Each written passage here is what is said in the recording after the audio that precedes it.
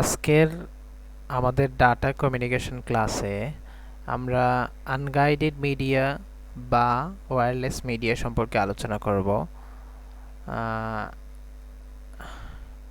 দেখো, আমি আমার লেকচার স্লাইড অনেক সংক্ষিপ্তভাবে সাজাইছি। এখানে টোটাল 3টা পেজ আছে। 3টা পেজের মধ্যে আমি আনগাইডেড মিডিয়া কি এবং তাদের প্রকারভেদ এবং প্রত্যেক প্রকারভেদের ডেফিনেশন এবং সচিত্র ব্যাখ্যা তুলে ধরছি। তো দেখো, প্রথমেই আনগাইডেড মিডিয়া বলতে কি বোঝায় এটি সম্পর্কে আলোচনা করা হয়েছে। দেখো, unguided media transport electromagnetic waves without using a physical conductor, অর্থাৎ একটা ফিজিক্যাল কন্ডাক্টরের সাহায্য ব্যতীত আনগাইডেড মিডিয়া এক জায়গা থেকে আরেক জায়গায় ডেটা ট্রান্সমিশনের কাজ করে থাকে। This type of communication is often referred to as wireless communication. Signals are normally broadcast through free space and thus are available to anyone who has a device capable of receiving them.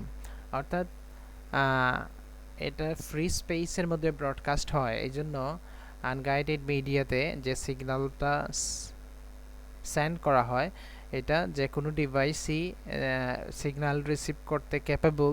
এই ধরনের যে কোনো ডিভাইসই signal receive করতে পারে।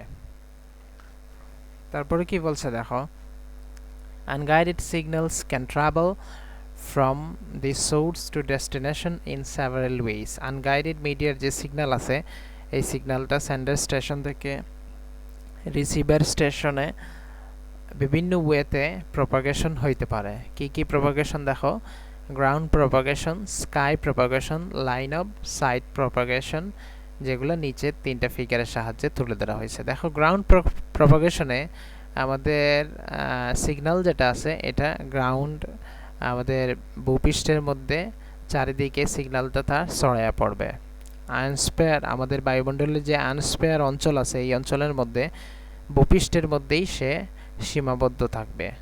আচ্ছা, তারপরে এটাকে বলতেছে গ্রাউন্ড প্রপাগেশন। তারপরেরটা আসতেছে স্কাই প্রপাগেশন। স্কাই প্রপাগেশনের ক্ষেত্রে আয়নস্ফিয়ারের গায়ে সিগন্যালটা রিফ্লেক্ট হয়ে তারপরে আবার ভূপৃষ্ঠে ফিরে আসবে। দেখো, এখান থেকে সেন্ডার স্টেশন থেকে সিগন্যালটা আয়নস্ফিয়ার অঞ্চলে যায়, ওইখান থেকে আবার রিফ্লেক্ট হয়ে সে আবার ফিরে আসতেছে গ্রাউন্ড স্টেশনের মধ্যে। এটাকে বলতেছে স্কাই প্রপাগেশন। আর আবার আরেকটা প্রপাগেশন সেটা হচ্ছে লাইন অফ সাইট প্রপাগেশন, অর্থাৎ ডিরেক্টলি সে একটা সেন্ডার স্টেশন থেকে ডিরেক্টলি লাইন অফ সাইটে ডেটা ট্রান্সমিশন হচ্ছে, যেটাকে বলতেছি আমরা লাইন অফ সাইট প্রপাগেশন। তো দেখো, ওয়্যারলেস যে ট্রান্সমিশন, এই ট্রান্সমিশনটাকে আমরা মূলত 3টা ভাগে ভাগ করতে পারি। কি কি? Radio wave, microwave, infrared. প্রথমে আসতেছে রেডিও ওয়েভ। দেখো, রেডিও ওয়েভ এবং মাইক্রোওয়েভ যেটা আছে এটার ডিস্টিংশনটা আমরা কিভাবে করতে পারি। দেখো, although there is no clear limit distinction between radio waves and microwaves. Electromagnetic waves ranging in frequencies 3 kilohertz থেকে 1 গিগাহার্টজের মধ্যে নর্মালি আমরা সেটাকে বলতে পারি কি রেডিও ওয়েভস। আর waves ranging in frequencies between 1 gigahertz থেকে 300 গিগাহার্টজ পর্যন্ত যে ফ্রিকোয়েন্সি রেঞ্জ এটাকে বলতেছি আমরা মাইক্রোওয়েভস।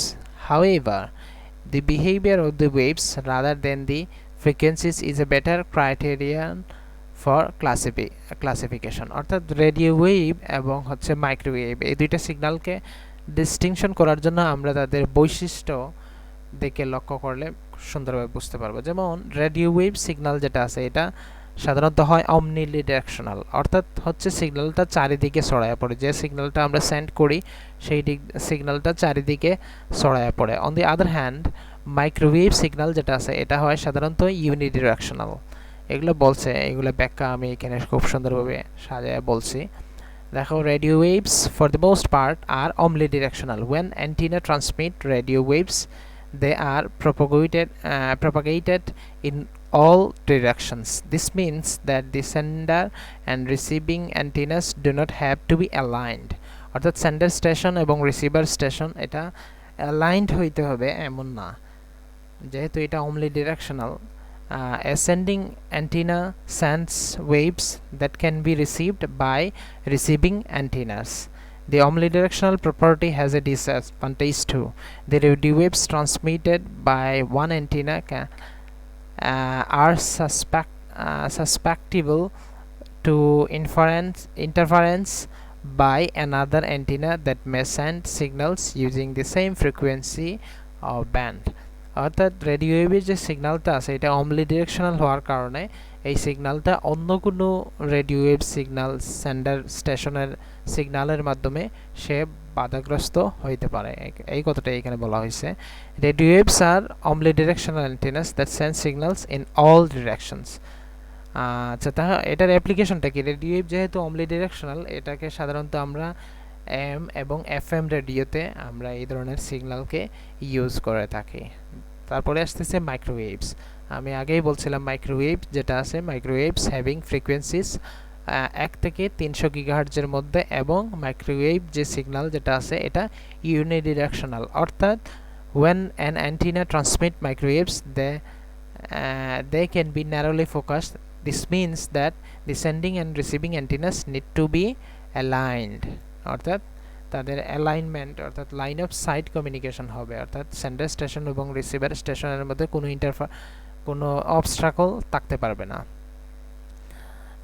এটার অ্যাপ্লিকেশনটা কি? এখানে দুইটা ইউনিডিরেকশনাল অ্যান্টিনার ব্যবহার দেখানো হয়েছে। একটা হচ্ছে ডিশ অ্যান্টিনা আমরা যেটা ইউজ করি, এটা ইউনিডিরেকশনাল, এবং হর্ন অ্যান্টিনা এটাও হচ্ছে এক ধরনের unidirectional microwave antenna.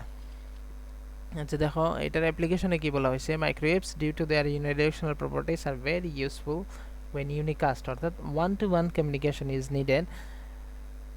The sender end is needed between the sender and the receiver. The cellular phones, wireless LANs are examples of the cellular phone যেটা আছে এবং wireless LAN এগুলো হচ্ছে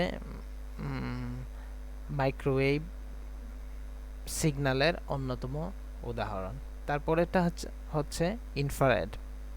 ইনফ্রারেড এর ফ্রিকোয়েন্সি রেঞ্জ হচ্ছে 300 গিগাহার্টজ থেকে 400 terahertz পর্যন্ত। এই হাই ফ্রিকোয়েন্সি রেঞ্জের কারণে সে হচ্ছে মানে কি দেয়াল ভেদ করতে পারে না, এবং এটার সাহায্যে আমরা হচ্ছে অল্প রেঞ্জের মধ্যে একই রুমের মধ্যে বিভিন্ন ডিভাইসের কমিউনিকেশন করতে পারি। দিস অ্যাডভান্টেজ, দেখো এখানে কি বলছে যে this advantages characteristics prevents interference between one system by another. A short range communication system in one room cannot be affected by another system in the next room. অর্থাৎ হচ্ছে আমাদের যেমন টিভি রিমোট কন্ট্রোল, তারপর হচ্ছে fan, AC remote control, এগুলা বিভিন্ন ধরনের ডিভাইসে আমরা হচ্ছে ইনফ্রারেড সিগন্যাল যেটা আছে শর্ট রেঞ্জের মধ্যে ইনফ্রারেড সিগন্যালটা ইউজ করে থাকি। ডিটেলস ব্যাখ্যা এখানে বলা আছে, তোমরা এই ব্যাখ্যাটা একটু পড়ে নেবা, ঠিক আছে। তো এটাই ছিল আমাদের আজকের লেকচার স্লাইড। আজকের লেকচার স্লাইডে আমরা দেখলাম হচ্ছে যে আনগাইডেড মিডিয়া কি, আনগাইডেড মিডিয়ার প্রকারভেদ, এবং রেডিও প্রত্যেক প্রকারের প্রকারভেদ, যেমন রেডিও ওয়েভ, মাইক্রোওয়েভ এবং ইনফ্রারেডের সংক্ষিপ্ত বর্ণনা এবং ডেফিনেশন দেখলাম। ঠিক আছে, আজকের ক্লাস এতটুকুই। ধন্যবাদ।